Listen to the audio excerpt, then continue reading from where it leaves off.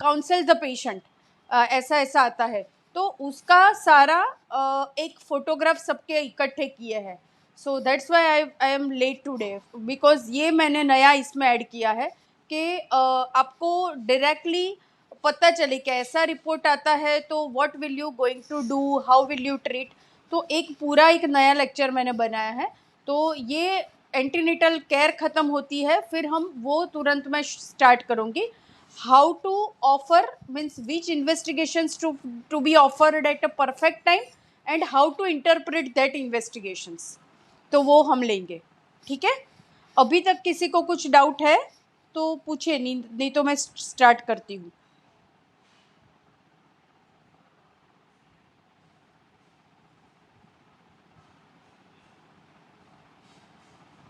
हाँ, हम यहाँ पे थे. ठीक है ना.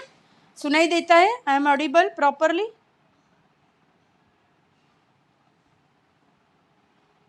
Doctor Renu, I am audible properly?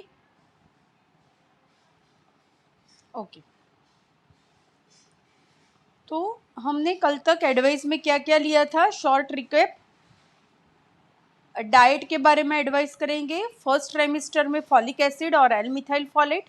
Second trimester में iron, calcium and protein powder supplementation. Iron should be given after meal, not along with tea और coffee.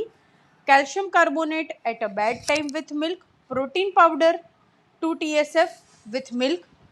Rest and sleep, 8 hours sleep at a night and 2 hours in the afternoon, especially in a left lateral position. आपको patient पूछेगा कि कौन सी बाजू सोए तो अच्छा रहेगा, तो left lateral position is best, because left laterally patient सोता है लेफ्ट साइड पे, तो blood circulation will be more towards the uterine wall. So blood circulation will be more towards the fetus. So that's why left lateral position in pregnancy is advisable. Clear? Then constipation.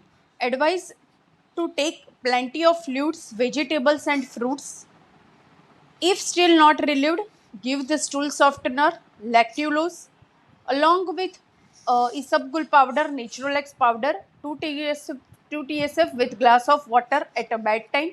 Lactulose and Naturalex you can given for 9 months. Still not relieved, then liquid Crimafin you can give, or sometimes if not symptoms not relieved, then enema can be given, very rarely. Dental care, any dental treatment second trimester. Coitus, it releases the prostaglandins and may cause the uterine contraction and preterm labor, so it is better to avoid in first trimester and in last month, as well as in high risk patient all throughout 9 months it should be avoided. Travel, especially in first trimester and last 6 weeks, to be avoided. Now comes to the immunization part. Injection TT, tetanus toxoid, universally given to the every pregnant ladies. How many dose? 0.5 ml IM at a 6 weeks interval, 2 doses. Because there is so much misinterpretation in the society, in the Anganwadi worker, they give like a, when they find any pregnant patient, they will give the TT. So it's not kind of that. The standard protocol is 0.5 ml tetanus toxoid injection IM at a 6 weeks apart. First injection at 16 week and second injection 6 weeks afterwards. So usually first at 16 weeks and second at 22 to 24 weeks. If patient having the second pregnancy and it is with in the 5 years, अगर 5 years में patient ने किसी भी कारण TT लिया हुआ है, तो in pregnancy you need only give the booster dose 1 injection 0.5 ml IM. फिर 2 इंजेक्शन देने की ज़रूरत नहीं है. अगर पेशेंट ने 5 साल तक कोई इंजेक्शन नहीं लिया है, then you have to give 2 injections of tetanus toxoid 0.5 ml, 1 at 16 weeks and other is at 24 weeks. But if she had taken injection TT within 5 years, then only 1 booster dose of 0.5 ml TT is required. Clear about the tetanus toxoid? Hello? Okay. The treatment of minor elements. Now minor patients को problem होते हैं because most of the patients are present with nausea, vomiting, खाना अच्छा नहीं लगता है, भूख नहीं लगती है. This all are because of increased level of HCG, estrogen and psychological factor. So for nausea, morning sickness, advise take a dry toast and biscuit first in the morning. Any thing that is rich in carbohydrates should be taken first in the morning. They can take a gol papdi, toast, biscuit, puri, whatever first in the morning before going to for the brush or anything to eat. So advise the patient to keep them by the side of the bed.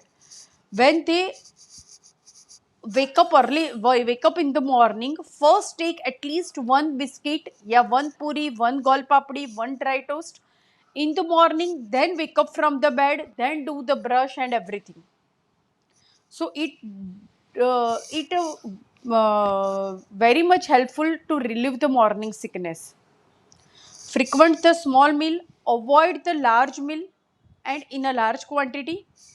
Avoid fatty and like oily and outside foods. Still not relieved? Supplementation of vitamin B1 and B6. Main जो content होता है वो we are giving doxylamine succinate and the pyridoxine.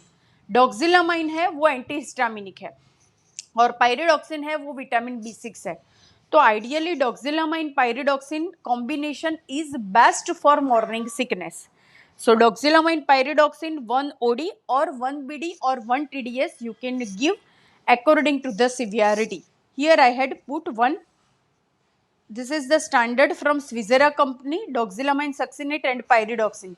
Here is a plain doxinate, doxinate fort and doxinate OD available. All are same content but dose is higher.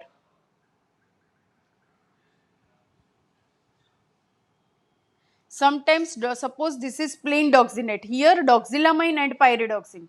In doxinate fort, doxylamine pyridoxine with folic acid, so only one tablet you have to give. And in doxinate OD, doxylamine and pyridoxine are 20-20, so you have to give only one tablet at a bed time or one in the morning at an empty stomach. Doxinate, doxinate fort and doxinate OD, 3 kinds of medicines are available. हाँ बोलिए.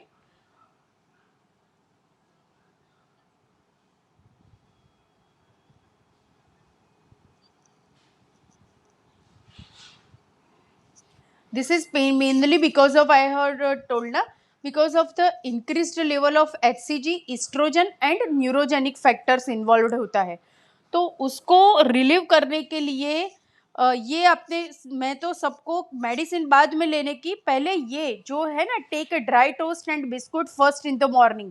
सो पहले जब भी आप उठते हो तो ऐसा नहीं कि ब्रश करने के बाद, पर बहुत लंबे टाइम तक वेकअप करने के बाद immediate take the any carbohydrate वाला, शुगर वाला कंटेंट आप ले लेते हो तो it will suppress your vomiting centre. तो प्रेगनेंसी में it is very common due to altered in the immunological factor. तो उसको बिठाने के लिए पहले डाइट मॉडिफिकेशन करना पड़ेगा और फिर if you are taking this medicine in a regular base, suppose ऐसा नहीं है कि आज आपने डॉक्सिलामाइन पायरिडॉक्सिन लिया तो आज आपको अच्छा हो जाएगा, but if patient is taking in a regular manner, so patient को ये स्पेशली बोलने का कि if you are taking this medicine then you have to take continuously, not in a break manner. तो अगर वो पेशेंट एक हफ्ते तक रेगुलर लेगा तो एक हफ्ते बाद उसको रिलीफ मिलेगा, तो एक हफ्ते बाद फिर वो टॉलरेट हो जाएगा. तो I had seen very severe patient, they will tolerated if you given in a proper amount of dose medicine. Sometimes what happen, patient अच्छे तरीके से नहीं लेता है और प्रॉपर डोज में पेशेंट को मेडिसिन नहीं गई हुई थे, उसी की वजह से इतना होता है, बाकी फर्क तो पड़ ही जाता है. ठीक है, तो doxylamine with pyridoxine combination 10 milligram you can give up to 20 milligram और up to 40 milligram you can give.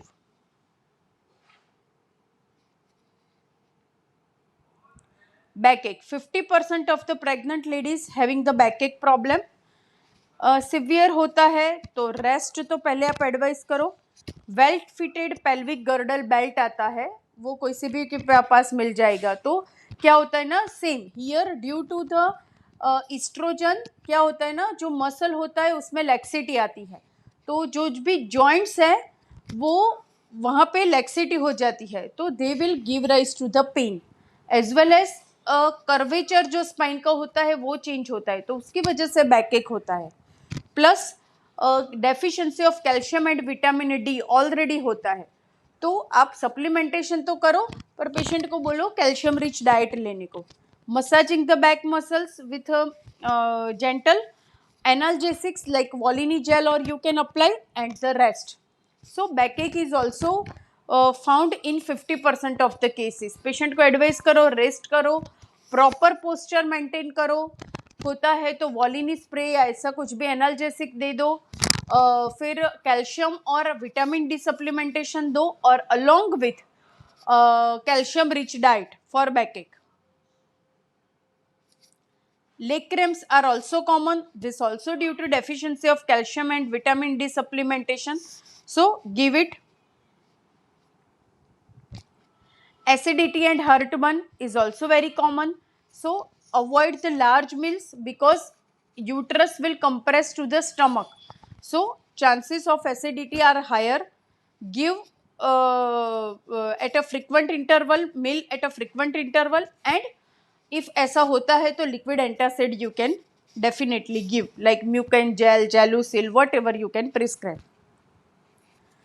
Ankle edema due to excessive fluid retention. But always whenever there is ankle edema, rule out from the pathological edema. Pathological cause mainly I had already told you, it is mainly due to anemia and the PIH, pregnancy induced hypertension, or it could be due to cardiac or renal cause in a very rare cases. So differentiate.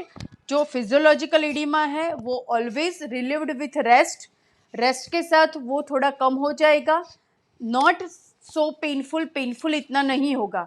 अगर pathological है तो the edema will be painful and not relieved at all with rest. One thing you have to remember, to relieve edema, no diuretics, no, big no. You can't give Lasix, so no diuretics to relieve the edema here in pregnancy. हाँ बोलिए बोलिए. हाँ हाँ, elevation या you can also advice for egg को है ना वो एलिवेशन करे, ऐसे तकिया रख के पैर को ऊंचा रखेंगे तो it also relieve the, because क्या होगा कि if you elevate the leg तो क्या होगा ना, it will compress, it will relieves the pressure of the uterus on the inferior vena cava. Because physiological edema क्यों होता है, simple, because of enlarged gravid uterus compresses the inferior vena cava running behind the uterus. अगर आप leg elevate करते हो तो जो uterus का जो प्रेशर है वो कम हो जाएगा इंफीरियर वेना केवा के ऊपर, सो उसका circulation will be good, so it will help also relieve in the edema also. So egg elevation is also advisable, but no medication, no diuretics. Suppose कैसा होता है ना कि रूटीन में एडिमा में हम लेसिक्स और वो सब देते हैं, बट यहाँ पे फिजियोलॉजिकल एडिमा को रिलीव करने के लिए only rest, leg elevation and high protein diet is only recommended. No more medications, no medicine is required to relieve that. Clear? Then vaginal discharge, as we discussed, assurance, local cleanness, vaginal wash. If infection, you have to treat according to the non-pregnant status, but up to 12 weeks, no medication, only hygiene, clinic wash with vaginal wash. This topic, abnormal vaginal discharge in pregnancy, separately also I had taken in subsequent lectures also. So this completes our antenatal advice. So what advice you should give, patient को minor elements है तो वो आप कैसे relieve करोगे वो हमने learn किया. कौन से investigation you will offered. Again there will be the short recap in the tomorrow's lecture. No, tomorrow's lecture or in this I think in this lecture. So I had made a whole quick revision of at what time what investigation you have to given. So that part we had learned. We learned about the immunization. TT कब देना है, कितना देना है, supplementation normally में क्या दे दोगे. First trimester है तो फॉलिक एसिड दोगे, सेकंड ट्राइमेस्टर में iron, calcium and protein powder दोगे नॉर्मल पेशेंट्स में. फिर अभी जो जो प्रॉब्लम्स आते हैं उस हिसाब से हमें ट्रीटमेंट को डिफर करना है. अगर कोई पेशेंट आपके पास प्री कंसेप्शनल काउंसलिंग के लिए आता है, अभी प्रेग्नेंट नहीं है, बट अभी इस ट्रेंड आया है ना कि पेशेंट आपके पास आता है कि अभी हमको बच्चा रखना है तो क्या क्या ध्यान रखना है. तो रूटीन जो भी इन्वेस्टिगेशन प्रेगनेंसी में कराते वो सब कराने के, rule out the thalassemia screening, thyroid and routine हमारे जो भी है वो कराएंगे. प्लस मेल में भी ब्लड ग्रुप, आरबीएस, एचबीएसएजी, एचआईवी एंड वीडीआरएल, इतना तो कराने का ही प्री कंसेप्शनल में भी.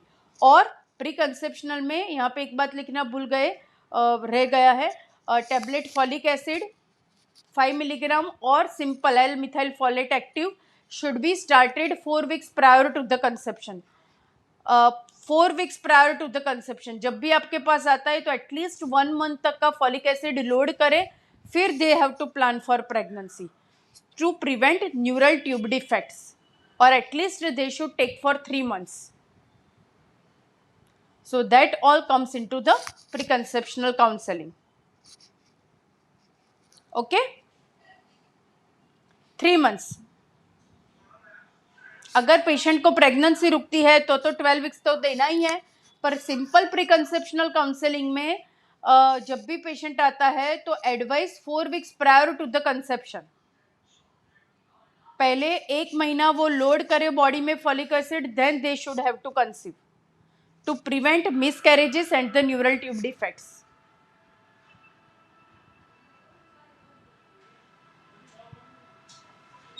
ठीक है.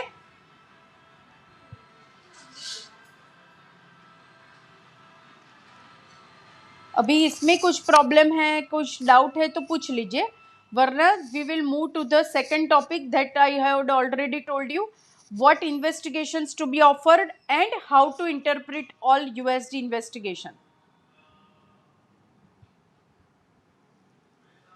डॉक्टर अंकिता, डॉक्टर रीनू, दूसरे कोई आज आए नहीं है. डॉक्टर एकता ने रिमूव कर दिए, लेफ्ट कर दिया है, तो आप दोनों ही आज हो. तो कुछ प्रॉब्लम हो तो बोल दीजिए, मीन्स डाउट है तो, वरना we will move to the next session. ठीक है ना. तो मूव करती हूँ मैं सेकंड लेक्चर पे.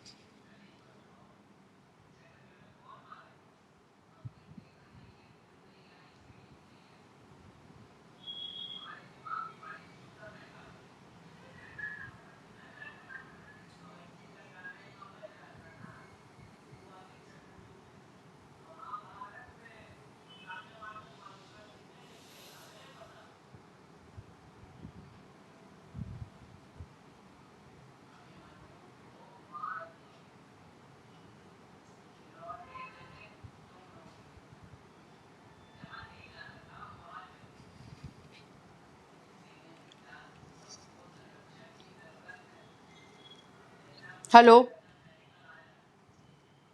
हाँ बोलिए doctor Ankita.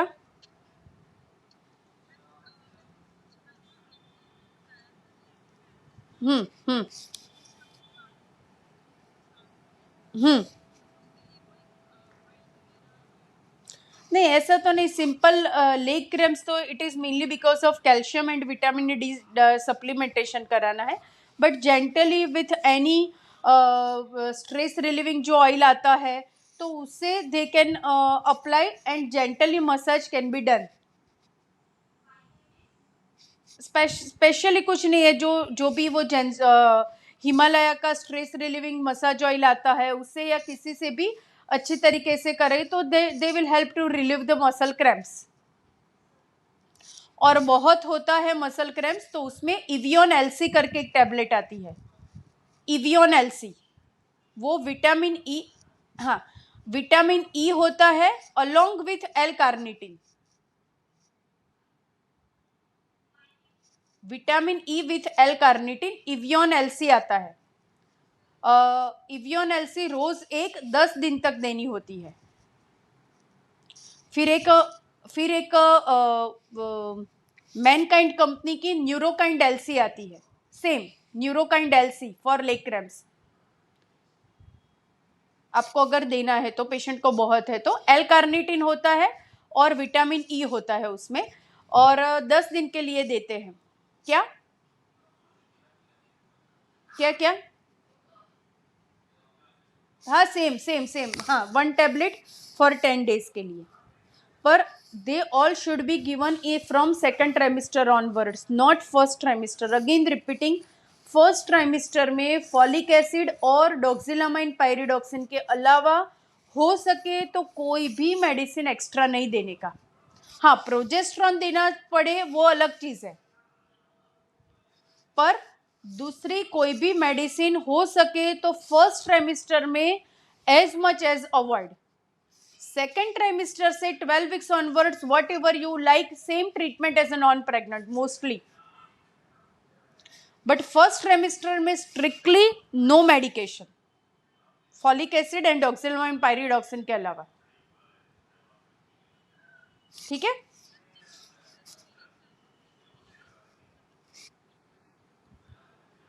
Simple paracetamol, not no more than, no diclofenac, no Brufen, only simple paracetamol. हाँ फर्स्ट ट्राइमेस्टर में paracetamol is effective, it is category A drug, paracetamol is.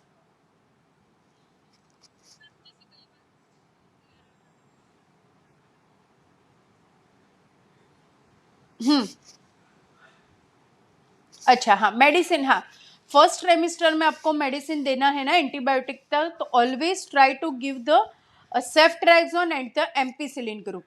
What is that? तो Augmentin जो आती है, जो पेनिसिलिन वाली जो group है, ऑगमेंटिन, एम्पीसिलिन या दिस एमोक्सिक्लेविलोनिक एसिड आप दे सकते हो, या सेफ्ट्रैक्सोन वाली सेफिक्सिम है, फिर कैफ्टम है, वो सारे आप दे सकते हो। सेफ्ट्रैक्सोन और एम्पीसिलिन वाला ग्रुप कोई भी आप दे सकते हो। वो देखिए सब अलग अलग आता है, आपको सिंपल उसको है, सिंपल देना है तो आप एम्पीसिलिन 250 मिलीग्राम आप दे सकते हो। एम्पॉक्स आती है, ठीक पता है, AMPOX एम्पॉक्स आती है 250 मिलीग्राम। हाँ सेफ्ट्रैक्सोन ग्रुप आता है, उसमें बहुत सारी मेडिसिन आती है, लाइक सेफिक्सिम आती है, तो tablet cefixime 200 milligram 1 BD for 5 days. ठीक है, फिर एक टैबलेट सिफालेक्सिन आता है, सिफालेक्सिन 750 milligram 1 BD for 5 to 7 days.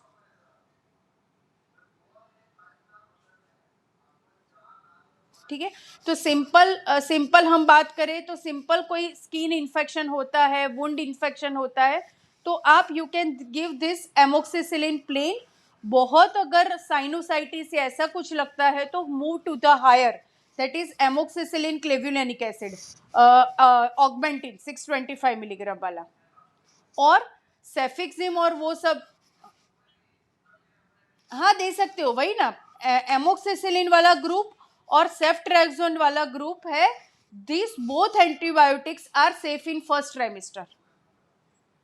कौन सी नहीं दोगे, कौन सी नहीं दोगे? ओफ्लॉक्सासिन, सिप्रोफ्लॉक्सासिलिन वाला ग्रुप है, वो आप फर्स्ट ट्राइमेस्टर में नहीं दे सकते। सिर्फ सिप्रोफ्लॉक्सासिन, मेट्रोनिडेजोल, वो नहीं दे सकते हो। फिर most contraindicated antibiotics is doxycycline. Never give doxycycline in pregnancy. 1, 2, तीसरे कई 9 महीने में नहीं देने की, डॉक्सी कभी नहीं देने की। Augmentin 625 milligram 1 TDS for 5 to 7 days।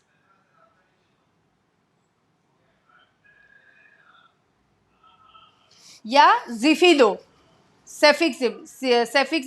Cefixime थोड़ी सस्ती आती है, ऑगमेंटिन महंगी आएगी। तो माइनर एलिमेंट्स है तो आप सेफिक्सिम भी दे सकते हो. Cefixime 200 milligram 1 BD for 5 to 7 days. Patient को माइनर कफ है, फीवर है, तो सेफिक्सिम दे दो 5 to 7 days के लिए 200 मिलीग्राम 1 बीडी.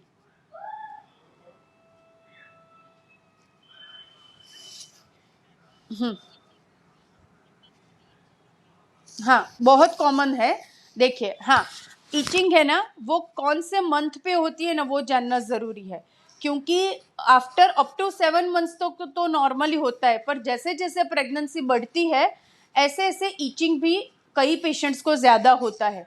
जब भी पेशेंट को कॉमन इचिंग होता है तो simply give the calamine lotion. ठीक है. पर बहुत इचिंग होता है, calamine lotion and tablet Aldivan cetirizine रात को 5 दिन के लिए. पर ज्यादा होता है ना इचिंग, तो फिर आपको सीरम बिलीरुबिन चेक करा लेना चाहिए. Because कोलिस्टेसिस in pregnancy is very common. What is कोलिस्टेसिस? तो प्रेगनेंसी में pregnancy is like auto immune condition. तो उसमें कई बार जो क्या बोलती हूँ मैं, बाइल पिगमेंट्स रहते हैं ना, वो डिपोजिशन होते हैं लीवर में. तो that condition is called कोलिस्टेसिस in pregnancy. तो ऐसा जब होता है तब आपको एटलीस्ट बिलीरुबिन चेक करा लेने का. और फिर कैलामाइन लोशन एल्डायोवन से रिलीव नहीं होता है तो फिर टैबलेट आता है यूरी ऑक्सी डी ऑक्सीकॉलिक एसिड करके आता है एक टैबलेट. उसका नाम मैं बताऊँ तो मुझे याद नहीं आ रहा है अभी. उसका जो कंटेंट है वो ursodeoxycholic acid 300 milligram की आती है, रोज 10 दिन के लिए देने की. वो मैं अभी नाम आता है, याद आता है ना, तो आपको बताती हूँ. वो फॉर कोलिस्टेसिस इन प्रेगनेंसी के लिए. पर इनिशियली जब होता है तो simple give Aldivan and the calamine lotion.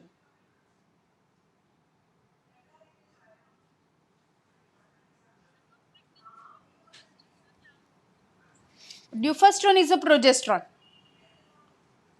तो वो है ना, वो सारी बात में प्रीटर्म लेबर का जो हमारा है ना, उसमें मैं स्टार्ट करूंगी. बिकॉज प्रीटर्म में पहले मंथ से स्टार्ट करूंगी कि ड्यूफास्ट्रोन कब दोगे, सस्टेन कब दोगे, मेंटेन इंजेक्शन आप कब दोगे, टीडीलान कब दोगे. Everything that all will come into preterm के जो लेक्चर है ना, उसमें वो सारी बातें आएगी.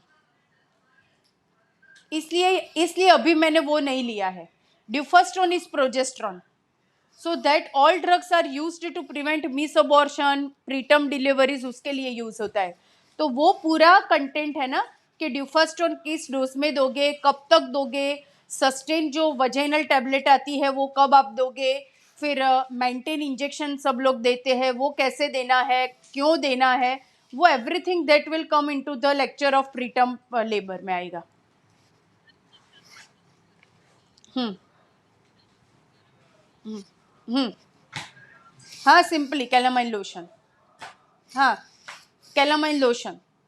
और अगर उसको इचिंग होता है ना तो simple you give the, because अभी गर्मी के सीजन में है ना, उसको का माइल्ड फंगल इन्फेक्शन जैसा भी होता है. अभी समर और मॉनसून दोनों इकट्ठा हुए हैं.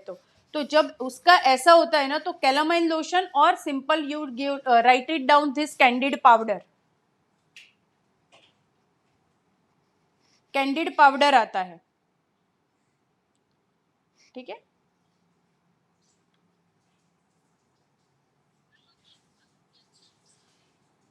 हाँ, जेलुसिल. हाँ, लिक्विड जेलुसिल 2 TDS और liquid Mucaine gel. Gelusil 2 TDS और Mucaine gel 2 tablespoon 3 times a day. ठीक है.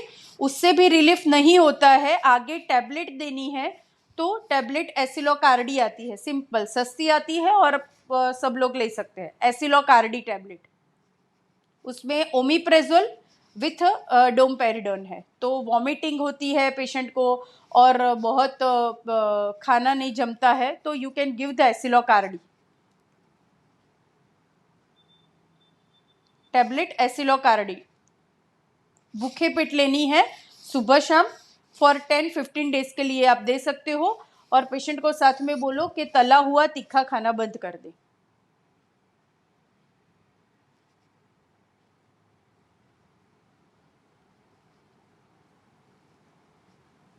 है कुछ डाउट है कि आगे बढ़ूं? हाँ हाँ हाँ हाँ।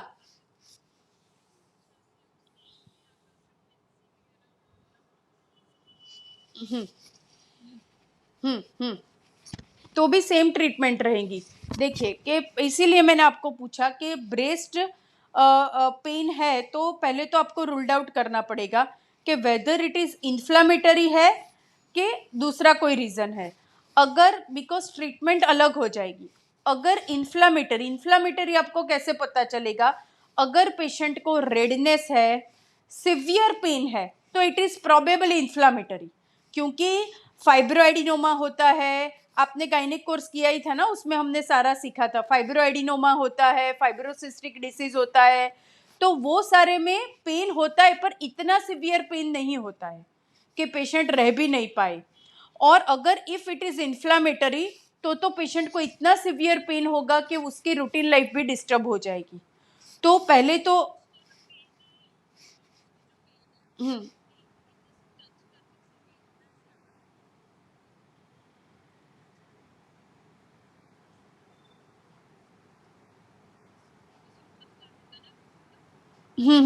हाँ।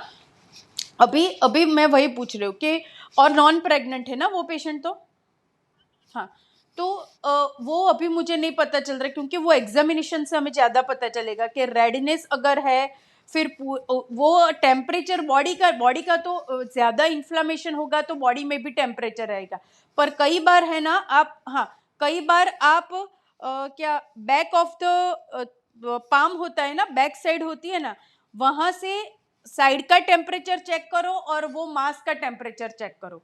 तो अगर वो इन्फ्लम्ड होगा ना तो उसका वो लोकल का टेम्परेचर बढ़ा हुआ होगा। आपको you can differentiate it is due to inflammation. तो पहले तो आप वो डिफ्रेंशिएट करो कि वेदर इट इज इन्फ्लामेटरी और वेदर इट इज और अदर कोई डिसीज है। अगर इन्फ्लामेटरी है ना तो 5 डेज सिंपल एंटीबायोटिक्स दो, उससे रिलीव हो जाएगा। अगर रिलीव नहीं होता है तो definitely you should have to go for sonography and mammography.